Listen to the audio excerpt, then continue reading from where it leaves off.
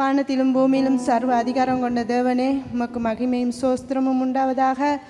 கர்த்தாவே சுவாமி, இந்த கால வேளையிலும் ராஜனே உம்மை நோக்கி பார்க்கத்தக்கதாக கர்த்தாவே சுவாமி நீர் கொடுத்திருக்கிற இந்த ஸ்லாக்கியத்துக்காய் நாங்கள் நன்றி செலுத்துகிறோம் அப்பா. ஆண்டவரே, இந்த புதிய நாளிலும் கர்த்தாவே சுவாமி இந்த ஆராதனையிலே ராஜனே ஆண்டவரே முழு மனதோடு நாங்கள் தொழுது கொள்ள எங்களுக்கு உதவி செய்யும்படியாய் ஜெபிக்கிறோம் அப்பா. அப்பா ராஜனே, நாங்கள் இந்த இடத்திலே சோர்வோடும் ஆண்டவரே களைப்போடும் கர்த்தாவே சுவாமி வேதனையோடு துக்கத்தோடு வந்திருந்தாலும் கூட கர்த்தாவே சுவாமி ஆண்டவரே இந்த இடத்துல எங்களுக்கு விடுதலையை கொடுத்து கர்த்தாவே சுவாமி நாங்கள் உற்சாகமாக கர்த்தாவே சுயாதீனமாக ஆண்டவரே இந்த இடத்துல தொழுது கொள்ள எங்களுக்கு உதவி செய்யும்படியாய் ஜெபிக்கிறோம் ராஜனே. அப்பா ராஜனே, இந்த ஆராதனை முழுவதும் கர்த்தாவே சுவாமி நீர் எங்களோடு கூட இருந்து வழிநடத்தும்படியாய் ஜெபிக்கிறோம் கர்த்தாவே சுவாமி. இந்த நேரத்திலும் ஆண்டவரே இந்த ஆராதனையை வழிநடத்தும் பிள்ளையை மதுக்காத்து தருகிறேன் அப்பா சுவாமி. அவர் சரியான விதத்தில் இந்த பாடல்களை பாட கர்த்தாவே நீர் உதவி செய்யும் ஆண்டவரே. இந்த இசைக்கருவிகளை மீட்டுற ஒவ்வொரு பிள்ளைகளையும் கர்த்தாவே சுவாமி சரியான விதத்தில் ஆண்டவரை இசைக்கத்தக்கதாக கர்த்தாவே நீர் உதவி செய்யும்படியாய் ஜெபிக்கிறேன் ராஜா. அப்பா சுவாமி, இந்த வேளையிலும் ராஜனே அப்பா சுவாமி உம்முடைய வார்த்தையை கொண்டு வர தாசனையும் கூட உமது கருத்தில் தருகிறேன் அப்பா. அவர் மூலியமாக கர்த்தாவே நீர் எங்களுக்கு என்ன போதிக்க சித்தமாக இருக்கிறீரோ கர்த்தாவே சுவாமி அதை சரியான விதத்தில் ஆண்டவரை போதிக்க கர்த்தாவே சுவாமி நாங்கள் அதை கற்றுக்கொண்டு எங்களுடைய வாழ்க்கையிலே கர்த்தாவே சுவாமி மாற்றங்களை காண கர்த்தாவே நீர் உதவி செய்யும்படியாய் ஜெபிக்கிறோம் அப்பா ராஜனே. வருகிறவர்கள் வெகு சீக்கிரமாக இந்த இடத்துல வந்து சேர்ந்து இந்த ஆராதனையிலே கலந்து கொள்ள நீர் உதவி செய்யும்படியாய் ஜெபிக்கிறேன் ராஜனே. ஆண்டவரே, ஆரம்பம் முதல் முடிவு பரியந்தம் கர்த்தாவே நீர் எங்களோடு ஒவ்வொருவரோடும் இருந்து ஆசீர்வைத்து வழிநடத்தும்படியாய் எல்லாவற்றையும் அது கருத்து தந்து ஜெபம் கேட்கிற நல்ல பிதாவே, ஆமென். ஆமென். ஹல்லேலூயா. சுவாமி கர்த்தாவே, நீங்கள் தேவர்களில் பெரியவராக இருக்கிறீங்க சுவாமி. உங்களுக்கு ஒப்பானவர் இந்த உலகத்தில் யாருமே இல்லை சுவாமி. நீங்கள் வானத்திலும் பூமியிலும் பெரியவராக இருக்கின்றீர்கள் ஆண்டவரே. கர்த்தாவே, தேவர்களில் உங்களுக்கு ஒப்பானவர் யார் என்ற பாடலை உற்சாகத்தோடு கூட சந்தோஷத்தோடு கூட மன மகிழ்ச்சியோடு கூட கரங்களை தட்டி ஒவ்வொருவர்களும் பாடுவோம்.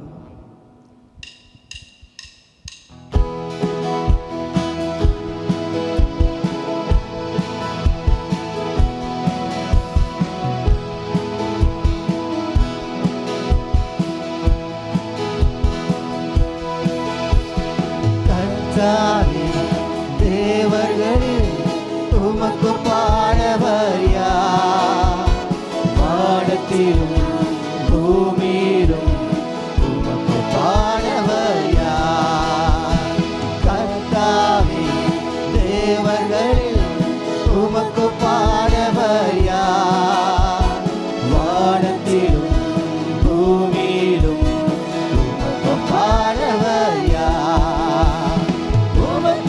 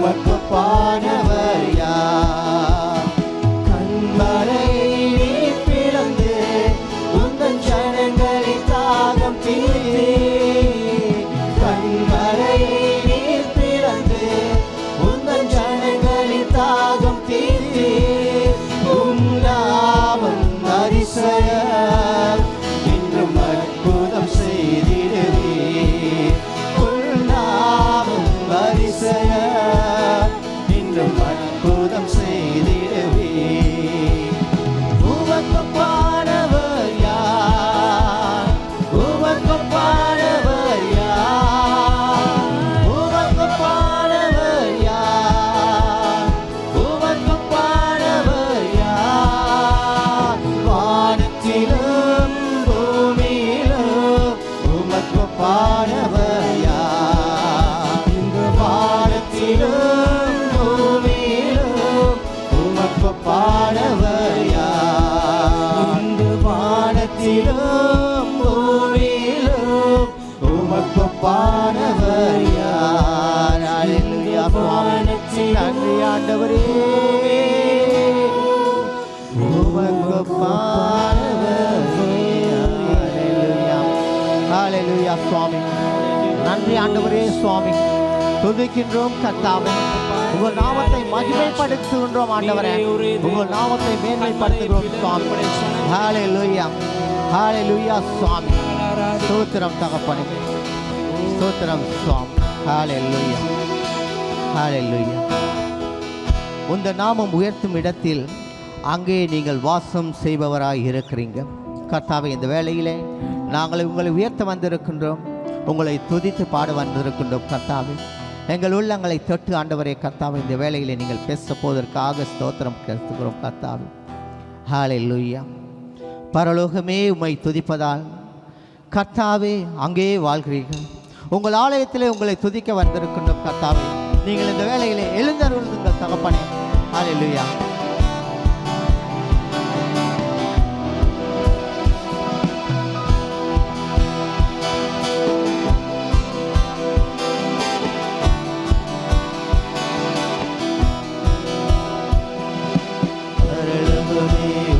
துதிப்பதா கர்த்தாவே அங்கே வாழ்கிறேன். ஆலயத்தில் உம்மை துதிக்கிறோம் கர்த்தாவே. பரலோகமே உம்மை துதிப்பதா கர்த்தாவே அங்கே வாழ்கிறேன். உம்மை துதிக்கிறோம் கர்த்தாவே. துதிக்கிறோம், துதிக்கிறோம், ஒன்றாக கூடி துதிக்கிறோம். அல்லேலூயா. துதிக்கிறோம், துதிக்கிறோம், ஒன்றாக கூடி துதிக்கிறோம். உந்தன் நாமம் உயர்த்தும் இடத்தில் அங்கே வாசம் செய்வேன். உந்தன் நாமம் உயர்த்தும் இடத்தில் அங்கே வாசம் செய்வேன். துதிக்கிறோம், துதிக்கிறோம், ஒன்றாக கூடி துதிக்கிறோம். அல்லேலூயா. துதிக்கிறோம், துதிக்கிறோம், ஒன்றாக கூடி துதிக்கிறோம். உம்மை போல் ஒரு தெய்வம் இல்லை சர்வ சிருஷ்டிகளே. உம்மை போல் ஒரு தெய்வம் இல்லை சர்வ சிருஷ்டிகளே.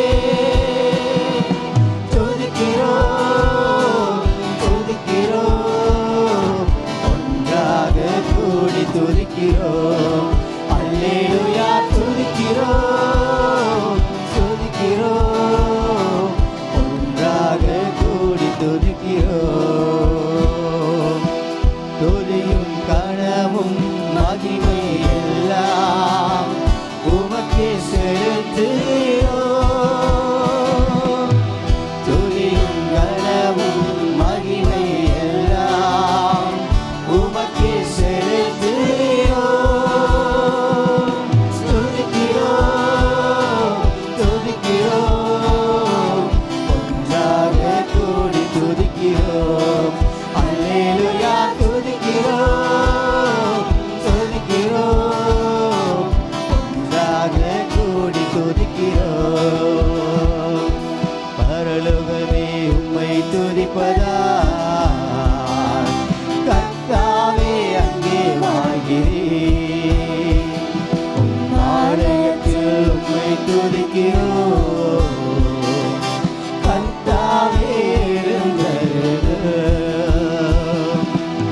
பரலோகமே உம்மை துதிப்பதா,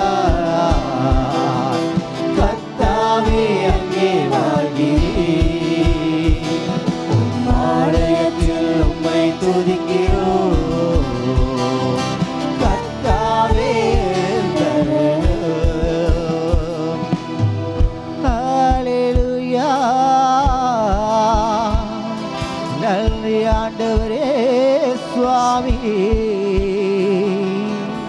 துதிகட மகிமையெல்லாம் உங்களுக்கே. விடுதலை நாயகனே, வெற்றியின் வேந்தனே, எங்களோடு கூட இருப்பவரே சுவாமி, நன்றி ஐயா. உங்கள் நாமம் உயர்த்தும் இடத்திலே அங்கே வாசம் செய்வீர். ஹல்லேலூயா ஆண்டவரே. இந்த காலை பொழுதிலும் கூட கர்த்தாவே, எங்கள் சபைக்குள்ளாக கூடியிருக்கின்ற இந்த ஒவ்வொரு உள்ளங்களையும் ஆண்டவரே கர்த்தாவே, இந்த காலை பொழுதிலும் கூட தகப்பனே சுவாமி, கஷ்டங்கள், நஷ்டங்கள், கண்ணீர்கள், கவலைகளுக்கு மத்தியிலே வந்திருக்கின்றலாம் கர்த்தாவே சுவாமி. தகப்பனே, நீங்கள் சொல்கிறீர்கள், மகனே மகளே, நான் உன்னோடு கூட இருக்கிறேன், நீ கலங்காதே திகையாதே என்று சொல்கிறீங்க கர்த்தாவே. ஹல்லேலூயா ஆண்டவர், ஹல்லேலூயா சுவாமி.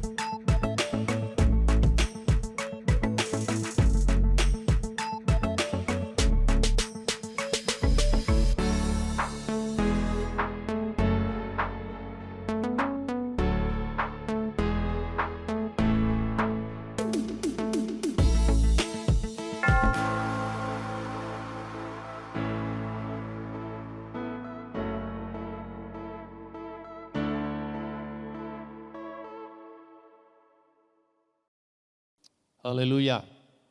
நாங்கள் பாடிய வண்ணமாக விண்ணுலகிலும் மண்ணுலகிலும் நாங்கள் எங்கே இருந்தாலும் சரி, அவர் இல்லாமல் எங்களாலே வாழ முடியாது.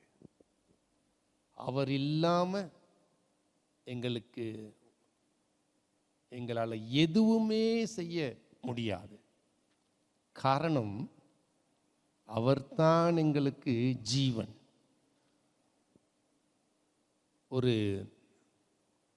ஒரு மீன் தண்ணி இல்லாமல் வாழ முடியுமா?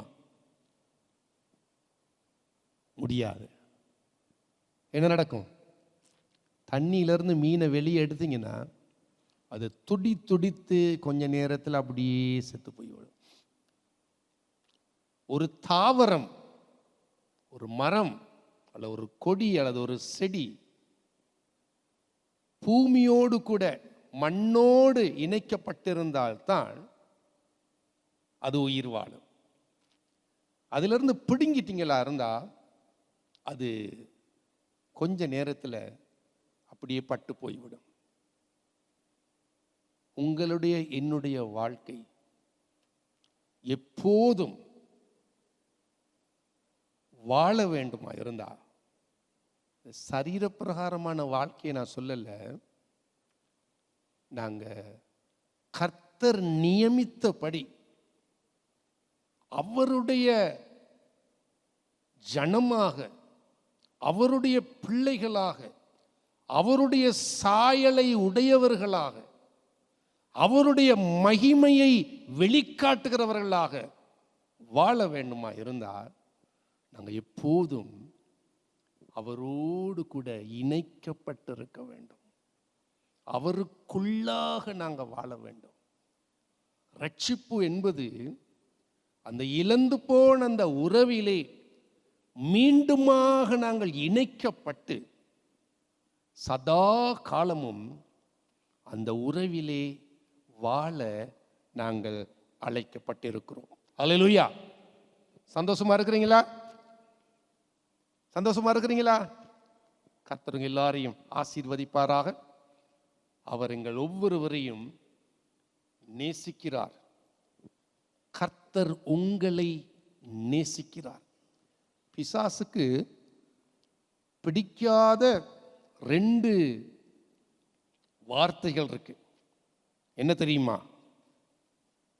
ஒன்று, நீங்க அவருடைய பிள்ளைகள் என்று சொல்லுவது அவனுக்கு பிடிக்கவே பிடிக்காது. விளங்குச்சா? அவன் எப்பயும் எங்க மனசுல சொல்றது என்னது?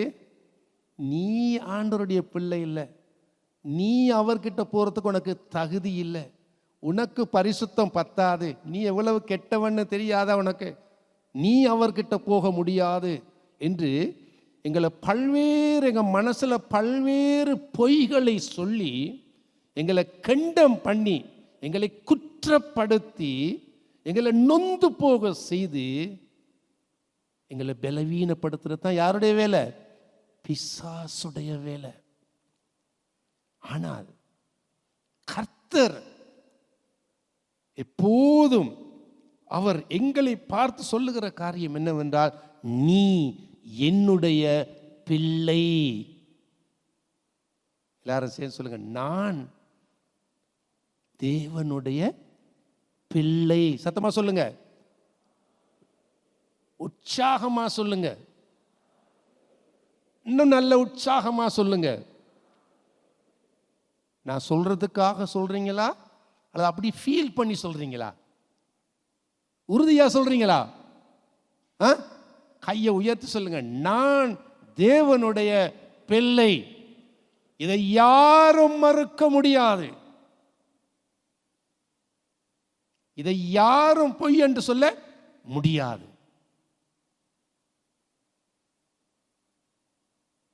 இரண்டாவது பிசாசு வெறுக்கிற காரியம் என்னவென்றால், அவர் உங்களை நேசிக்கிறார். என்ன சாமானம்? தேவன் உங்களை நேசிக்கிறார். அது பிசாசுக்கு பிடிக்காத இன்னொரு வார்த்தை. இந்த 2 வார்த்தையும் நாங்க பேசும்போது அவனுடைய காதுல கேட்கும்போது அவன் காதை அடைச்சு கொள்ளுகிறான். அவன் எப்ப எங்களுக்கு சொல்ற காரியம் என்ன? நீ அவர் உன்னை நேசிக்கிறதுக்கு உனக்கு தகுதி இல்லை, நீ ஒன்றுக்கும் உதவாதவன், உன்னை பத்தி எனக்கு நல்லா தெரியாதா என்று சொல்லி பல்வேறு வார்த்தைகளாலே எங்களை இழிவுபடுத்தி எங்களை துக்கப்படுத்தி இந்த 2 வார்த்தைகளையும் நாங்கள் அறியாதபடி, கேட்காதபடி, அனுபவிக்காதபடி அவன் எங்களை தன்னுடைய பொய்களை சொல்லி எங்களை அவன் பலவீனப்படுத்துகிறான். அவனுடைய வார்த்தையை கேட்க வேணாம், அவன் சொல்லுகிற பொய்களை நம்ப வேணாம். நாங்கள் மீண்டும் மீண்டும் நாங்கள் எங்களுக்கு சொல்லிக்கொள்ள வேண்டிய காரியம் என்னவென்றால், கர்த்தர் என்னை நேசிக்கிறார், நான் அவருடைய பிள்ளை. சொல்லுங்க எல்லாரும் சேர்ந்து, கர்த்தர் என்னை நேசிக்கிறார், நான் அவருடைய பிள்ளை. நிபந்தனை இல்லாமல் அவர் உங்களை நேசிக்கிறார். காரணம், நீங்கள் அவருடைய பிள்ளைகளாக இருக்கிறீர்கள். வீட்டில் பிள்ளைகள் இருக்கு இல்லையா? பிள்ளைகள் சில நேரம் தப்பு செய்யும், தவறு செய்யும், முரண்டு பிடிக்கும், ஆளும், அல்லது எங்களுக்கு விருப்பமில்லாத காரியங்களை செய்ய. ஆனால் எது என்னவா இருந்தாலும் பிள்ளை பிள்ளை தான், அப்படித்தானே? வீட்டை விட்டு நாங்கள் துரத்த மாட்டோம், நீ என் பிள்ளை இல்லைன்னு சொல்ல மாட்டோம். பிள்ளை பிள்ளை தான். பொல்லாதவர்களாகிய நாங்களே எங்க பிள்ளைகளை இப்படி ட்ரீட் பண்ணுவோமா இருந்தா, பரமபிதா எங்களுக்காக தம்முடைய ஜீவனை கொடுத்து மீட்டு கொண்ட எம்முடைய இரட்சகர் எங்களை புறக்கணிப்பாரோ, எங்களை ஒதுக்கி தள்ளுவாரோ? அவர் எங்களை நேசிக்கிறவராகவே இருக்கிறார். நல்லது. காலை வேளையிலே கர்த்தருடைய வார்த்தையை நாங்கள் தியானிக்கத்தக்கதாக கலாத்தியர் 3ஆம் அதிகாரம், கலாத்தியர் 3ஆம் அதிகாரம் 26ஆம் வசனத்திலிருந்து 4ஆம் அதிகாரம் 7ஆம் வசனங்களுக்குள்ளாக நாங்கள் இயேசு கிறிஸ்துவுக்குள்ளாக எங்களுக்கு இருக்கிற குமாரத்துவ உரிமையை குறித்து நாங்கள் சற்று சம்பாசிக்க போறோம். கலாத்தியர் 3ஆம் அதிகாரம் 26 முதல் 4ஆம் அதிகாரம் 7ஆம் வசனம் மட்டும். கலாத்தியர் 3:26 4:7 மட்டும். எல்லாரும் எழுந்திருந்து வாசிப்போமா? எல்லாரும் எழுந்திருந்து சத்தமாக இந்த சில வசனங்களை வாசிப்போம். 3:26 நீங்கள் எல்லாரும் கிறிஸ்து இயேசுவை பற்றும் விசுவாசத்தினால் தேவனுடைய புத்திரராயிருக்கிறீர்களே. ஏனெனில் உங்களில் கிறிஸ்துவுக்குள்ளாக ஞான ஸ்நானம் பெற்றவர்கள் எத்தனை பேரோ அத்தனை பேரும் கிறிஸ்துவை தரித்து கொண்டீர்களே. யூதன் என்றும் கிரேக்கன் என்றும் இல்லை, அடிமை என்றும் சுயாதீனன் என்றும் இல்லை, ஆண் என்றும் பெண் என்றும் இல்லை, நீங்கள் எல்லாரும் கிறிஸ்து இயேசுவுக்குள் ஒன்றாயிருக்கிறீர்கள். நீங்கள் கிறிஸ்துவினுடையவர்களானால் ஆபிரகாமின் சந்ததியாயும் வாக்கு தத்தத்தின் படியே சுதந்திரராயும் இருக்கிறீர்கள். 4ஆம் அதிகாரம். பின்னும் நான் சொல்லுகிறது என்னவெனில், சுதந்திரவாளியானவன் எல்லாவற்றிற்கும் எஜமானாய் இருந்தும் அவன் சிறு பிள்ளையாயிருக்கும் காலமளவும் அவனுக்கும் அடிமையானவனுக்கும் வித்தியாசம் இல்லை. தகப்பன் குறித்த காலம் வரைக்கும் அவன் காரியக்காரருக்கும் வீட்டு விசாரணைக்காரருக்கும் கீழ்ப்பட்டிருக்கிறான்.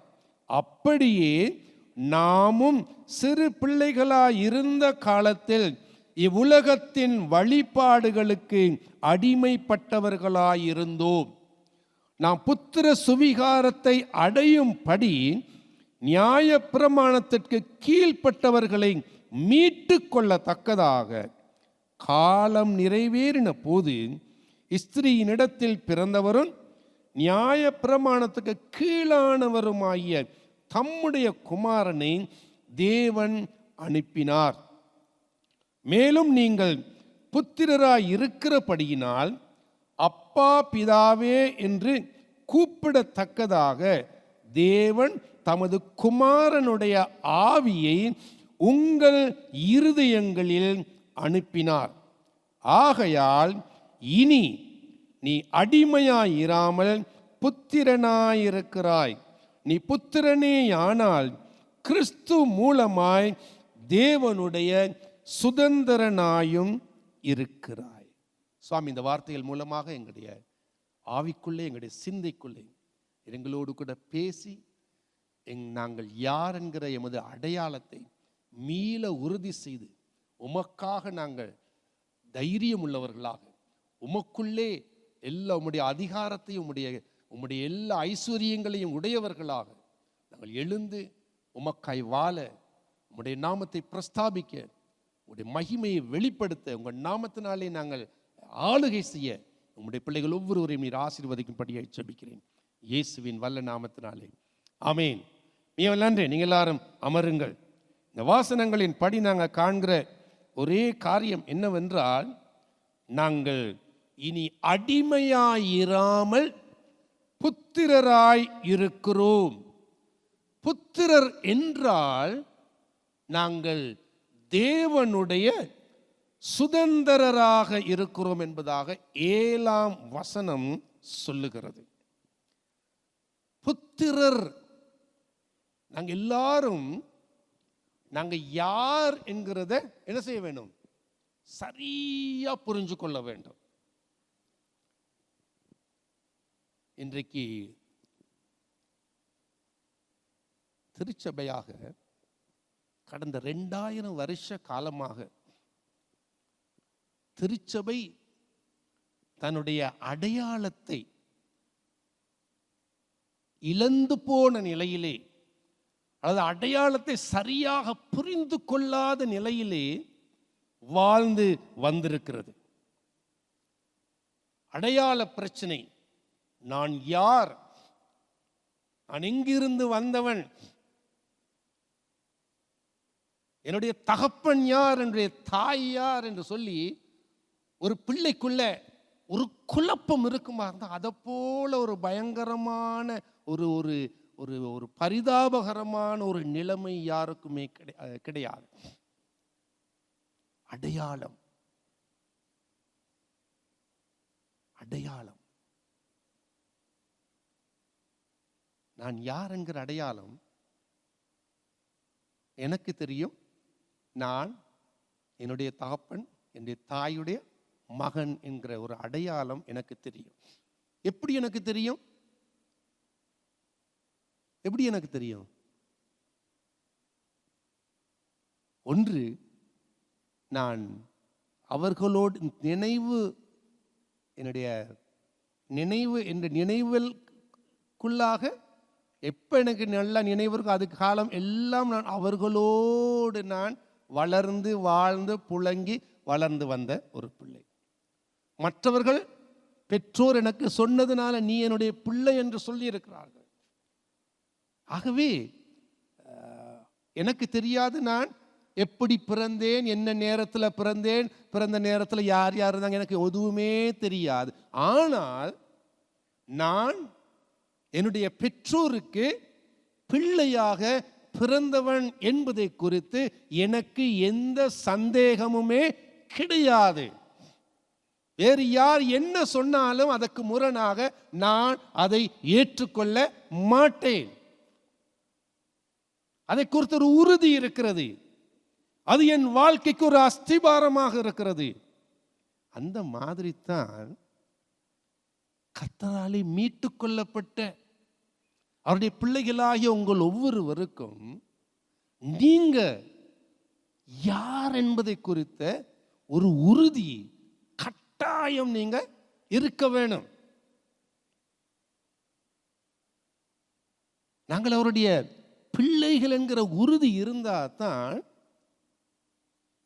அவருக்குள்ளாக இருக்கிற மற்ற எல்லா ஆசீர்வாதங்களுக்கும் சுதந்திரத்துக்கும் உரிமையுள்ளவர்களாக, அவருக்குள்ளாக அதிகாரம் உள்ளவர்களாக, ஒரு வெற்றியுள்ளவர்களாக, ஒரு தலை நிமிர்ந்த ஒரு தைரியம் உள்ள ஒரு வாழ்க்கை வாழ முடியும்.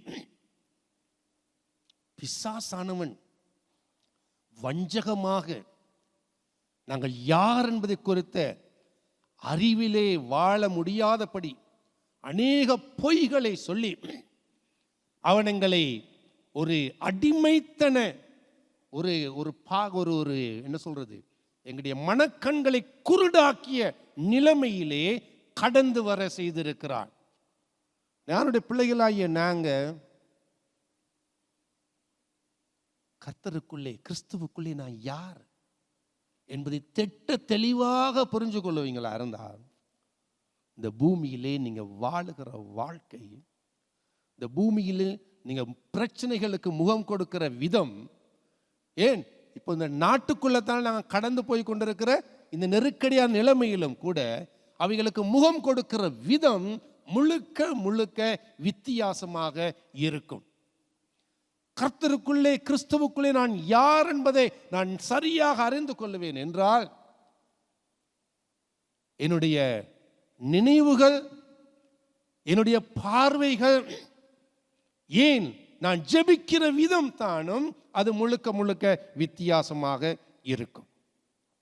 26ஆம் வசனம் சொல்லுது, நீங்கள் எல்லாரும் கிறிஸ்து இயேசுவை பற்றும் விசுவாசத்தினால் தேவனுடைய புத்திரராய் இருக்கிறீர்களே.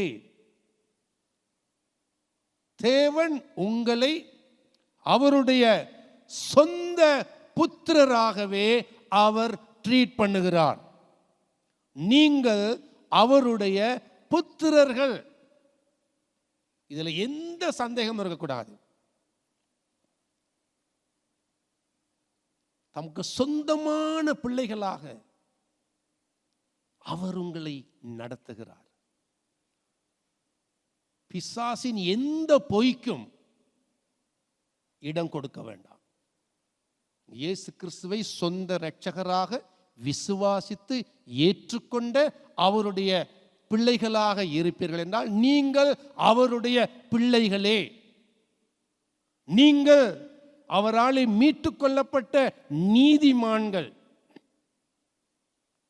நீங்கள் அவராலே அவருக்கென்று பிரித்தெடுக்கப்பட்ட பரிசுத்தவான்கள். நீங்கள் அவருக்கு விசேஷமானவர்கள்.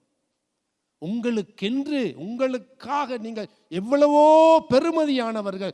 ஏனென்றால் உங்களை ரட்சிக்கத்தக்கதாக அவர் தம்முடைய உயிரையே, தம்முடைய இரத்தத்தையே சிந்தி கல்வாரி சிலுவையிலே தம்முடைய ஜீவனையே கொடுத்தார். காரணம், நீங்கள் அவ்வளவு பெருமதியான அவருக்குரிய ஜனங்கள். ஃபீல் பண்றீங்களா? இவ்வளவு பெருமதியானவன் என்று சொல்லி மனுஷர் சொல்றத கேட்க வேணாம். மற்றவங்க சில நேரம் உங்களை இழிவுபடுத்தி, நீ ஒன்றுக்கு உதவாதவன், 5 சேத்துக்கு பிரயோஜனம் இல்லை, உனக்கு அதை செய்ய முடியாது, இதை செய்ய முடியாது, உனக்கு ஒழுங்கா படிக்க முடியாது, அல்லது நீ பலவீனமானவன், அல்லது உன்னுடைய நடத்தையை பாரு, உன்னுடைய குணத்தை பாரு, உன்னுடைய பேச்சை பாரு, உன்னில் ஒன்றுமே இல்லை, உனக்கு நீ ஒன்றுக்கு உதவாதவன். உலகம் எங்களை இழிவுபடுத்தலாம், எங்களோடு பழகிறவர்கள் எங்களை ஒதுக்கி தள்ளலாம், எங்களை நேசிக்கிறவர்கள் தானும் எங்களை புறக்கணித்து எங்களை இழிவுபடுத்தலாம். ஆனால் உங்களுக்காக ஒரு பெரிய விலை கிரயத்தை செலுத்திய உங்கள் அன்பான மீட்பர் இயேசு கிறிஸ்து, அவர் ஒரு போதும் உங்களை புறக்கணிப்பது கிடையாது, ஒரு போதும் உங்களை கைவிடுவது கிடையாது, ஒரு போதும் உங்களை மறுதலிப்பது கிடையாது. நீங்கள் அவருக்கு பெருமதியான ஜனம், நீங்க அவருக்கு முக்கியமான ஜனம். காரணம், நீங்கள் அவருக்கு புத்திரராக இருக்கிறீங்க, சொந்த பிள்ளைகளாக இருக்கிறீங்க. ஆகவே நாங்கள் எல்லாரும் ஃபீல் பண்ணணும், நான் என் பரம பிதாவாலே ஏற்றுக்கொள்ளப்பட்ட பிள்ளை, என் பரம பிதாவாலே அன்பு கூறப்பட்ட நேசிக்கப்பட்ட பிள்ளை. அந்த ஃபீலிங்கில் வாழணும். அப்போ இந்த உலகத்தில் உள்ள மற்றவங்க என்னத்தை சொன்னாலும் அது எங்கள் தலையில் ஏறாது. காரணம், இந்த உலகத்துக்கு என்னை கொண்டு வந்த, என்னை படைத்த, என் வாழ்வுக்கு காரணமான, என் ஒவ்வொரு மூச்சுக்கும் காரணமான என் பிதாவாகிய தேவன், அவர் என்னை நேசிக்கிறார். அல்லேலூயா, அல்லேலூயா, சத்தமா சொல்லுங்க. அவர் என்னை நேசிக்கிறார் சொல்லுங்க. அவர் என்னை பராமரிக்கிறார். நான் அவராலே அன்பு கூறப்பட்ட பிள்ளை, நான் அவருக்கு பெருமதியானவன். உங்களுக்கு அவர் பெரிய ஒரு விலை செலுத்தினார். ஆகவே அந்த அடையாள உறுதியிலே நாங்கள் வாழுவோம் என்றால், அதை தொடர்ந்து இந்த பூமியிலே ஒரு வல்லமையுள்ள ஒரு ஒரு நெஞ்ச தட்டி மார்பை தட்டி தலை நிமிர்ந்து வாழுகிற ஒரு தைரியமான ஒரு கான்ஃபிடன்ஸான ஒரு வாழ்க்கை வாழ அதுதான் உங்களுக்கு உதவி செய்யும். பிசாசு எப்பொழுது எங்களை நோஞ்சாங்களாக, பலவீனர்களாக, முடியாதவர்களாக எங்களை எப்பொழுதும் பலவீனப்படுத்தி வேடிக்கை பார்க்கிறவன் பிசாசு. ஆனா கர்த்தரோ நம்முடைய குமாரனாகிய இயேசு கிறிஸ்துவின் மூலமாக உங்களை பலப்படுத்தி, உங்களை தைரியப்படுத்தி, அவருடைய அன்பினால் உங்களை அலங்கரித்து, அவருடைய கிருபையால் உங்களை அலங்கரித்து உங்க அழகை பார்க்கிற கர்த்தர் இந்த பூமியிலே நீங்கள் எப்படி நடமாடுங்கள் என்பதை அவர் பார்த்து வியந்து அவர் கண்ணோக்கி உங்களிலே அவர் களிகூறுகிற கர்த்தராக இருக்கிறார். அடுத்து வாசிக்கிறோம் 28ஆம் வசனம். யூதன் என்று கிரேக்கன் என்றும் இல்லை, அடிமை என்று சுயாதீனம் என்றும் இல்லை, ஆண் என்று பெண் என்றும் இல்லை, நீங்கள் எல்லாரும் கிறிஸ்து இயேசுவுக்குள் என்னவாம் ஒன்றாயிருக்கிறீர்கள்.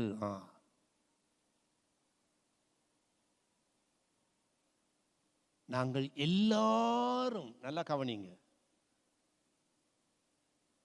ரட்சிக்கப்பட்ட தேவனுடைய பிள்ளைகளாகிய நாங்கள் எல்லாரும் கிறிஸ்து இயேசுவுக்குள் எப்படி இருக்கிறோமா?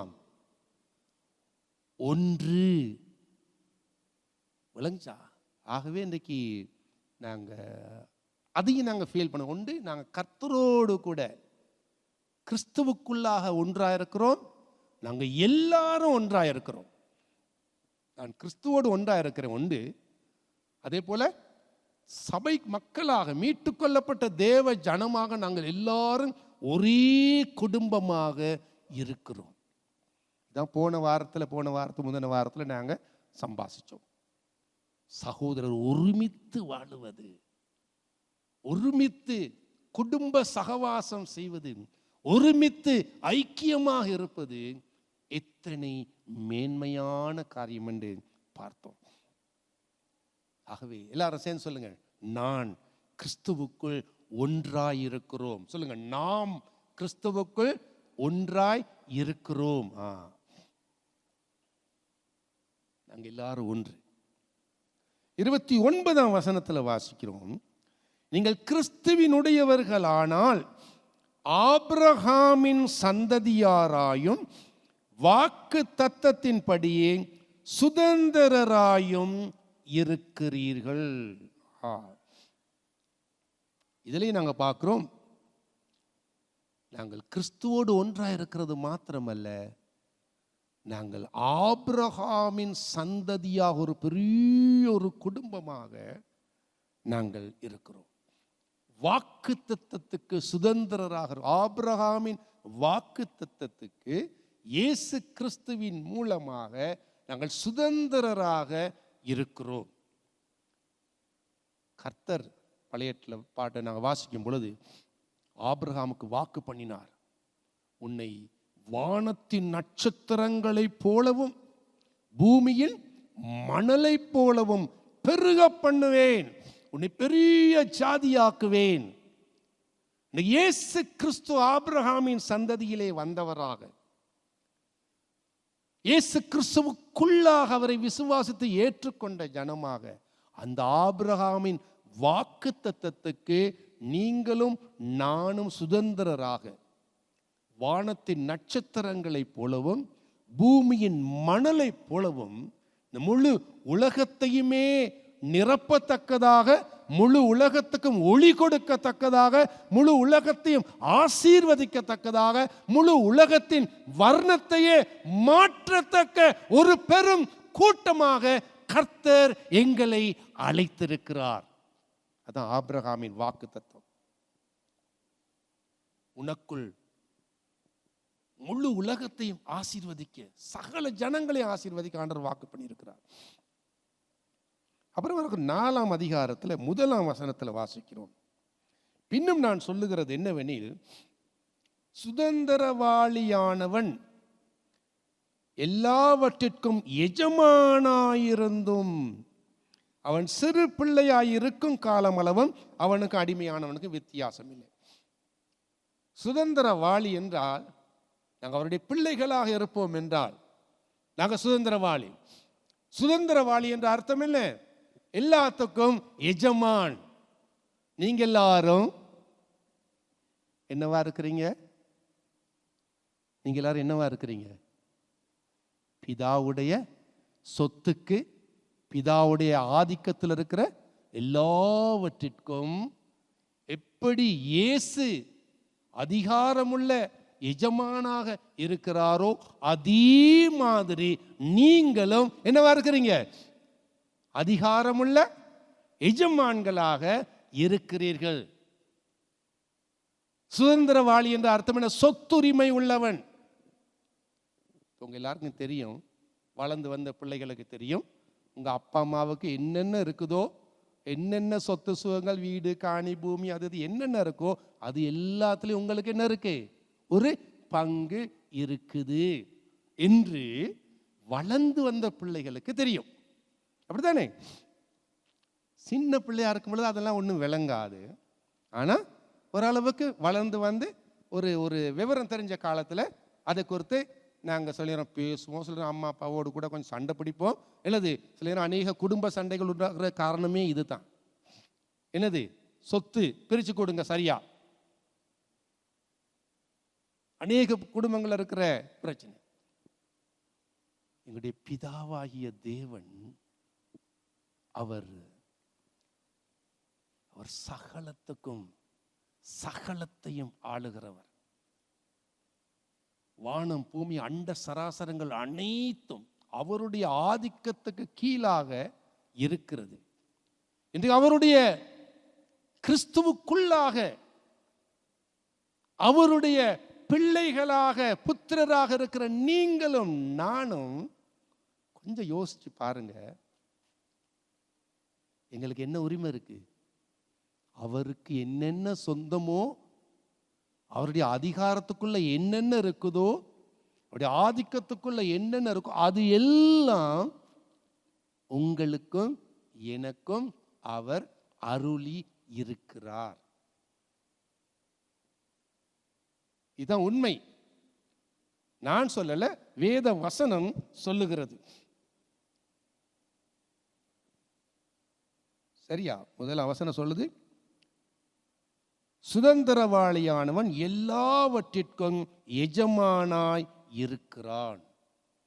அதாவது பெரிய தகப்பனுடைய, பிதாவாகிய தேவனாகிய எஜமானுடைய சொத்துக்கு சுதந்திரவாளியாக இருக்கிற அவருடைய புத்திரர்களாகிய நாங்கள் ஒவ்வொருவரும் உரிமையுள்ளவர்களாக, சொத்துரிமை உள்ளவர்களாக இருக்கிறீர்கள். இதை கொஞ்சம் யோசிச்சு பாருங்க, பார்ப்போம். கொஞ்சம் ஃபீல் பண்ணி பாருங்க. தேவனுக்கு என்ன சொந்தமோ அது உங்களுக்கு சொந்தம். இந்த பூமி யாருக்கு சொந்தம்? பைபிளை வாசிக்கிறோம், மனு புத்திரருக்கு பூமியை கொடுத்தார் என்று சங்கீதத்தில் வாசிக்கிறோம். ஆதியிலே தேவன் ஆதாம் மனுஷன் பூமியை படைச்சு யார் பொறுப்பில் கொடுத்தார்? ஆதாம் ஏவாளுடைய பொறுப்பில் கொடுத்தார். ஆனால் பிசாசு அவன் வஞ்சகமாக ஆதி மனிதனை ஏமாற்றிய படியினாலே இன்றைக்கு இந்த உலகத்துக்கு மேலே அவனுக்கு உரிமை இல்லாவிட்டாலும் இல்லீகலாக, சட்டத்துக்கு விரோதமாக அவன் உலகத்திலே தன்னுடைய உரிமையை பாராட்டி கொண்டிருக்கிறான். காரணம், இயேசு கிறிஸ்து இந்த பூமிக்கு வந்து ஆதாம் ஏவாள் இழந்து போன மனுஷ வர்க்கம் இழந்து போன எல்லா அதிகாரத்தையும் எல்லா காரியங்களையும் மீண்டும் பெற்றுக் கொடுக்கத்தக்கதாக இயேசு சிலுவையிலே அவர் ஜீவனை கொடுத்தார். இன்றைக்கு பிசாசு, அவன் தலை நசுக்கப்பட்ட பிசாசு, அவனுடைய அதிகாரம் உடைக்கப்பட்ட, தலை நசுக்கப்பட்டது. அவனுடைய அதிகாரத்தை இயேசு சிலுவையில் மரணத்தின் மூலமாக அவர் நசுக்கி விட்டார், அதிகாரத்தை எடுத்து விட்டார். அவனுக்கு அதிகாரம் இல்லை, அவன் காற்று அதிகாரம், பொய்யான அதிகாரம். இன்றைக்கு இந்த உலகத்துக்கு எஜமான்கள் யார் தெரியுமா? யாரு? சத்தமா சொல்லுங்க. சொல்றதுக்கு தைரியம் இல்லை போல யாருக்கும். யார் இந்த உலகத்துக்கு எஜமான்? சத்தமா சொல்லுங்க. கேட்கல. ஏசப்பாவா? ஆம், ஏசு எஜமான் தான். வேற நீங்களாம் யாரு? நீங்களாம் யாரு? ஏசு கிறிஸ்துவுக்குள்ளே சுதந்திரவாளியா இருக்கிறீங்க. நீங்கள் ஒவ்வொருவரும் இந்த பூமிக்கு மேலே எஜமான்களாக, அதிகாரம் உள்ளவர்களாக இருக்கிறீர்கள். இந்த தேசத்துக்கு மேலே நீங்க என்னவா இருக்கிறீங்க? நாங்க வாழுகிற இந்த நாட்டுக்கு மேலே உங்களுக்கு அதிகாரம் இருக்கா இல்லையா? இருக்குது. ஆனா பாருங்க, நாங்க அதிகாரமே இல்லாதவர்கள் போல, ஆண்டவரே ஆண்டவரே நீங்க தான் எல்லாம் செய்யணும், எங்களால் ஒண்ணுமே முடியாது என்று சொல்லி நாங்க என்ன செய்யறோம்? இருக்கிற பிரச்சனைகள், நாட்டுடைய சூழ்நிலை எல்லாத்துக்கும் நாங்க கர்த்தரை நோக்கி கண்ணீர் விட்டு கொண்டிருக்கிறோம். கண்ணீர் விடுறனால நாங்க நினைக்கிறோம், ஐயோ ஆண்டவர் மிச்சம் எங்க மேல பிரியப்படுவார், கண்ணீர் விட்டு ஜெபிக்கிறோம் என்று சொல்லி அநேக நேரம் நாங்க என்ன செய்யறோம்? நாங்க நினைக்கிறோம். பாருங்க, பிசாசு எவ்வளவு தூரம் எங்களை வஞ்சித்து ஒரு பொய்யான மனசை எங்களுக்கு கொடுத்து மனக்கண்களை குருடாக்கி ஒன்றுமே செய்ய முடியாத பலவீனமான மக்களாக எங்களை நினைக்க வச்சிருக்கிறார். வெறும் ஒரு தரித்திர மனப்பான்மையில் எங்களை வச்சிருக்கிறான். பலவீன மனப்பான்மையில் எங்களை கட்டி வச்சிருக்கிறான். 5ஆம் வசனத்தில் வாசிக்கிறோம். 4ஆம் அதிகாரம் 4ஆம் வசனத்தில் வாசிக்கிறோம். புத்திர சுவிகாரத்தை அடையும்படி 5ஆம் வசனம் கடைசியில் வாசிக்கிறோம், தம்முடைய குமாரனை தேவன் அனுப்பினார். இயேசு வந்ததற்கான காரணம் என்ன? நாம் புத்திர சுவிகாரத்தை அடையும்படியாக, புத்திரனுக்குரிய உரிமைகளை நாங்கள் பெறத்தக்கதாக, புத்திரனுக்குரிய எல்லா சுதந்திரத்தையும் நாங்கள் அனுபவிக்கத்தக்கதாக பிதாவாகிய தேவன் தம்முடைய குமாரனாகிய இயேசுவை இந்த பூமிக்கு அனுப்பினார்.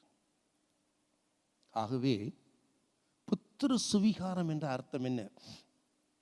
புத்திர சுவிகாரம் என்றால் சாதாரணமாக அக்காலத்தில் யூத பாரம்பரியத்தின்படி குடும்பத்திலே சிறு பிள்ளையாக இருந்த ஒரு மகன், அவன் தகப்பனுடைய பொறுப்புகளை எடுக்கத்தக்கதான ஒரு பருவம் வந்த உடனே, ஒரு விவரம் தெரிஞ்ச ஒரு வயசு வந்த உடனே தகப்பன் என்ன செய்வான் என்றால், பட்டணத்து வாசலிலே சில மூப்பர்கள் சாட்சிகளோடு கூட ஒன்று கூடி, இன்று முதல் என்னுடைய சொத்துக்கள் உரிமைகளுக்கெல்லாம் இந்த மகன் தான் என்னது பொறுப்பு, இவன் என்னுடைய என்னது சொத்துரிமை உள்ளவன் என்று சுதந்திரவாளி என்பதாக சொல்லி அங்கே பிரகடனம் செய்வார். அதுதான் புத்திர சுவிகாரம். புத்திர சுவிகாரம் சும்மா வெறுமனே தத்தெடுக்கிற கருத்து அல்ல, அதை விட மேலானது. தன்னுடைய பிதாவுடைய தகப்பனுடைய எல்லா சொத்துக்களுக்கும் எல்லா காரியங்களுக்கும் இனிமே பிரதிநிதி இந்த மகன் தான் என்று சொல்லி அவனை புத்திரனாக, அங்கே உரிமையுள்ளவனாக பிரகடனம் செய்வது தான் புத்திர சுவிகாரம். ஆகவே இந்த நீங்கள் ஒவ்வொருவரும் இயேசு கிறிஸ்துவுக்குள்ளாக பிதாவாகிய தேவனுடைய எல்லா அதிகாரங்கள் உரிமைகளுக்கெல்லாம் உரிமை கோரக்கூடிய, அதிகாரம் செலுத்தக்கூடிய புத்திரர்களாக, புத்திரிகளாக, குமாரர்களாக, குமாரத்திகளாக கர்த்தர் உங்களை தெரிந்தெடுத்திருக்கிறார். 6ஆம் வசனத்தில் வாசிக்கிறோம், மேலும் நீங்கள் புத்திரராய் இருக்கிறபடியினால், நல்லா கவனிங்க, அப்பா பிதாவே என்று கூப்பிடத்தக்கதாக தேவன் தமது குமாரனுடைய ஆவியை உங்கள் இருதயங்களில் அனுப்பினாரா. இயேசு கிறிஸ்து 2000 வருஷங்களுக்கு முன்பு அந்த பூமியில வாழும் பொழுது அவர் எப்போதும் பிதாவோடுள்ள கனெக்ஷன்ல, சம்பந்தத்தில் இருந்தார். பரிசுத்த ஆவியானவருக்குள்ளாக இயேசு பூமியிலே வாழ்ந்தார். அதே ஆவியானவர், அதே தம்முடைய குமாரனுக்கு அருளியப்பட்ட அதே ஆவியை பிதாவாகிய தேவன் உங்களுக்கும் எனக்கும் இன்று அருளி இருக்கிறார். ஆகவே தான் நாங்கள் அப்பா பிதாவே என்பதாக உரிமையோடு தைரியத்தோடு அவரோடு உறவு கொண்டாடத்தக்கதாக அந்த சிலாக்கியத்தை நாங்கள் பெற்றிருக்கிறோம். ஆகவே உங்களுக்குள்ளே கிறிஸ்துவின் ஆவி வாசமாய் இருக்கிறது. இயேசு கிறிஸ்துவின் ஆவி, அந்த பரிசுத்த ஆவியானவர் உங்களுக்குள்ளே இருப்பாரே ஆனால், அன்றைக்கு இயேசு என்னென்னலாம் செஞ்சாரோ அது எல்லாம் நீங்களும் செய்யக்கூடியவர்களாக இருக்கிறீர்கள். இயேசு எப்படி ஊழியம் செய்தாரோ அதே மாதிரி நாம் இந்த பூமியிலே ஊழியம் செய்யக்கூடியவர்களாக இருக்கிறோம். இயேசு செய்த அற்புதங்களை நாம் செய்யத்தக்கவர்களாக நாங்கள் பலப்படுத்தி இருக்கிறோம். இயேசு வாழ்ந்தபடி நாம் வாழ அழைக்கப்பட்டிருக்கிறோம். நீங்கள் பேசுகிற வார்த்தைகளே ஜீவன் உண்டு. உங்களுக்குள்ளே நீங்கள் பேசும் வார்த்தைகளிலே சிருஷ்டிக்கும் வல்லமை உண்டு. காரணம், நாங்கள் எல்லாரும் அவரோடு கூட, யாரு? இயேசு கிறிஸ்துவோடு கூட ஆளத்தக்கதான ராஜாக்களும் ஆசாரியர்களுமாக அழைக்கப்பட்ட ஜனம். நீங்க சும்மா சாதாரண ஏழை எளிய, ஒன்றுக்கு உதவாத, பலவீனமான, என்னது நசுக்கப்படுகிற, ஒடுக்கப்படுகிற, கண்ணீர் விட்டு அழுகிற ஒரு முடியாத மக்கள் அல்ல. என்னவா நீங்க எப்படி அழைக்கப்பட்டிருக்கிறீங்க? ராஜாக்களும் ஆசாரியர்களுமான ஒரு உன்னதமான மட்டத்திலே இருந்து ஆளுகிறவர்களாக கர்த்தர் உங்களை அழைச்சிருக்கிறார். இந்த உண்மைக்கு உடைய மனக்கண்கள் திறக்கப்படுவதாக. இந்த சத்தியத்துக்கு உடைய மனக்கண்கள் திறக்கப்படுவதாக. இந்த வெளிச்சத்தை நீங்கள் ஒவ்வொருவரும் பெறுவீர்களாக. பிசாசானவனுடைய எங்கள் மனசுல போட்டிருந்த எல்லா இதற்கு எதிரான எல்லா மூட நம்பிக்கைகளும், எல்லா பலவீன மனநிலைகளும் எங்களை விட்டு அகன்று போவதாக. கடைசி 7ஆம் வசனத்தில் வாசிக்கிறோம், ஆகையால் நீ அடிமையாயிராமல் புத்திரனாயிருக்கிறாய். நீ புத்திரனானால் கிறிஸ்து மூலமாய் தேவனுடைய சுதந்திரனாயும் இருக்கிறாய்.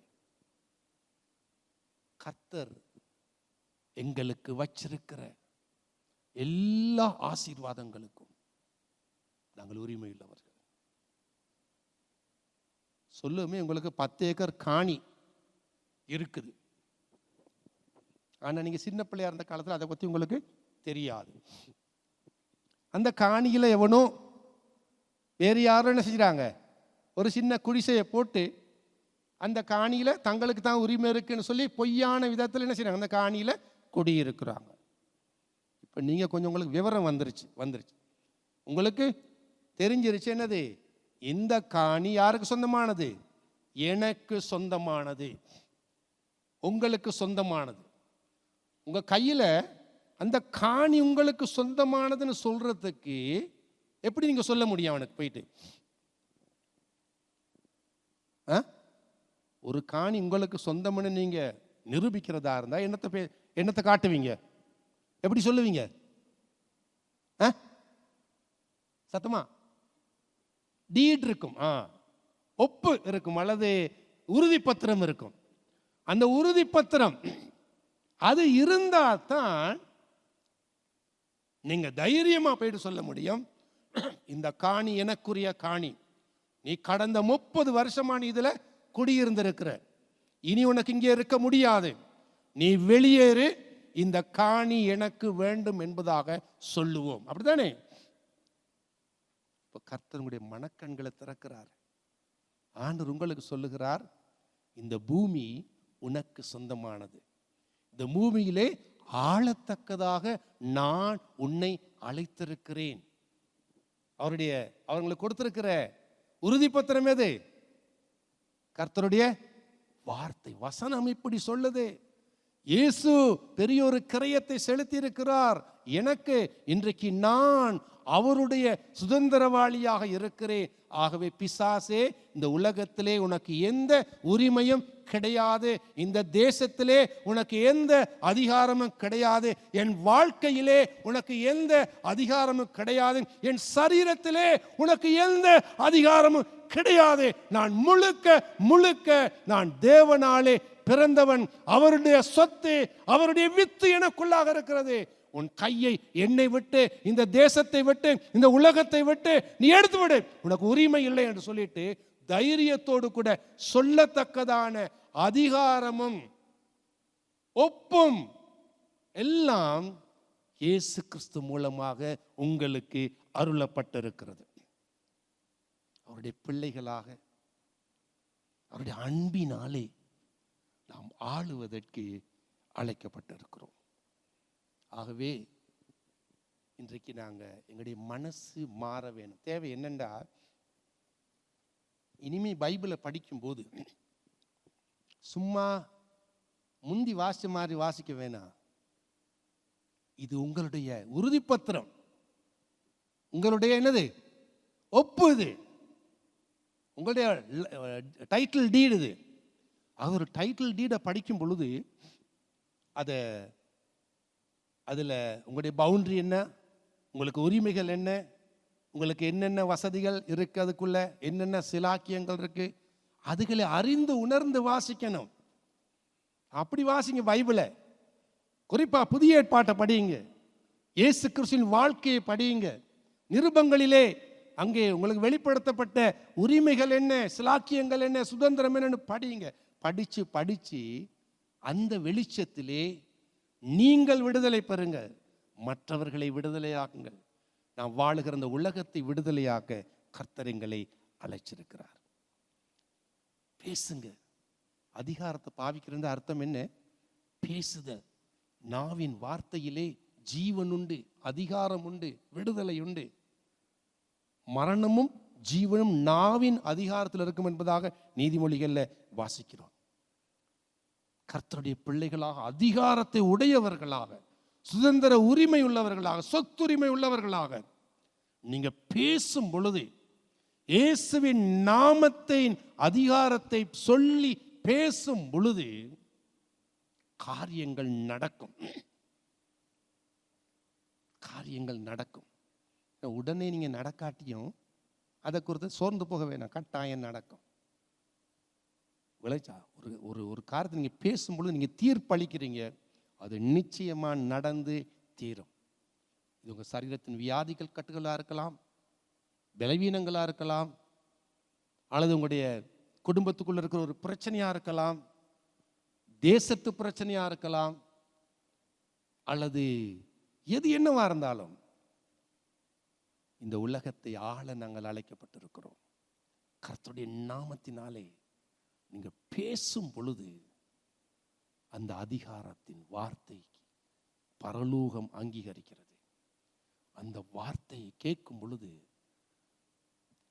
உறுதியோடு நீங்க பேசும் பொழுது, இயேசுவின் நாமத்தினாலே பேசும் பொழுது, சரியான அறிவோடு கூட பேசும் பொழுது பிசாசு நிலைச்சிருக்க முடியாது. அவன் ஓடி உங்களை விட்டு, எல்லையை விட்டு அவன் ஓடி செல்லுகிறவனாக இருக்கிறான். அல்லேலூயா, அல்லேலூயா. தைரியமா இருக்கிறீங்களா? சந்தோஷமா இருக்கிறீங்களா? ஆமென், அல்லேலூயா. பயப்பட வேணாம், கர்த்தர் உங்களோடு இருக்கிறார்.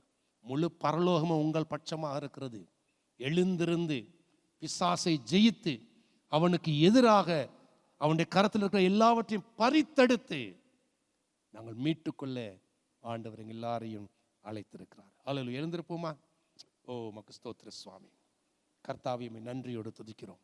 காலை வேளையில் நம்முடைய வசனங்களுக்கு கூடாக எங்களை தைரியப்படுத்துவதற்காக உமக்கு ஸ்தோத்திரம். இருமுடைய கிருபையினாலே எங்களுக்கு அருள் இருக்கிற இந்த மகத்தான ஈவுகளுக்காக உமக்கு ஸ்தோத்திரம். நாங்கள் சாதாரண மக்கள் அல்ல, நாங்கள் பலவீனமானவர்கள் அல்ல ஆண்டவரே. நாங்கள் பலவீனப்படுத்தப்பட்டவர்கள் அல்ல. எங்களோட மனசை மாத்துங்க சுவாமி. தைரியமுள்ள மனசோடு ஆண்டவரே, ராஜரீக ஆசாரிய கூட்டம்ங்கிற ஒரு மனசோடு, அதிகாரமுள்ள மனசோடு இந்த உலகத்தில் நாங்கள் நடமாட, உங்க நாமத்தினாலே விடுதலையை பேச, வெற்றியை பேச, ஜீவனை பேச, சுகத்தை பேச, சமாதானத்தை பேச, கர்த்தருடைய ஆட்சியை பேச எங்கள் ஒவ்வொருவரையும் எடுத்து பாவிங்க சாமி. இருக்கிற ஒவ்வொருவர் மேலும் அல்லேலூயா. கைகளை நீட்டி வானத்துக்கு நேராய் நீட்டி ஆண்டவரத்தில் கேளுங்க. ஆண்டவரே, உங்க நாமத்தினாலே நான் பேச போறேன். உங்க நாமத்தினாலே நான் உங்களுடைய அதிகாரத்தை பாவிக்க போகிறேன். என் மனக்கண்களை திறந்ததற்காக உங்களுக்கு நன்றி என்று சொல்லி ஆண்டவருக்கு நன்றி செலுத்துங்க. நன்றி செலுத்துங்க. அவ்வளவுதான். ஆண்டவரே, உங்களுக்கு நன்றி. நான் யார் என்பதை புரிய வச்சுங்க சுவாமி, உங்களுக்கு நன்றி. எனக்கு என்ன சொந்தம் என்கிறத புரிய வச்சுங்க, உங்களுக்கு நன்றி. எனக்குரிய சொத்துரிமைகளை நீங்க காட்டியபடியினாலே உங்களுக்கு நன்றி. உங்க நாமத்தினாலே நான் எழும்பி பிரகாசிக்க போகிறேன். அல்லேலூயா. ரிகா ராபா லா ராபா லா ராங்கா. Thank you Lord. அல்லேலூயா. ஓ உமக்கு ஸ்தோத்திரம், உமக்கு ஸ்தோத்திரம் ஐயா, உமக்கு ஸ்தோத்திரம், உமக்கு ஸ்தோத்திரம். அல்லேலூயா. நன்றியோடு நான் துதி பாடுவேன் எந்தன் இயேசு ராஜனே. எனக்காய் நீர் செய்திட்ட நன்மைக்காய் கோடி கோடி நன்றி ஐயா. பாடுவோமான். நன்றியோடு நான் துதி பாடுவேன் எங்கள் இயேசு ராஜனே. எனக்காய் நீர் செய்திட்ட நன்மைக்காய் கோடி கோடி நன்றி ஐயா. மீண்டுமாய் பாடுவோம். நன்றியோடு நான் துதி பாடுவேன் எங்கள் இயேசு ராஜனே.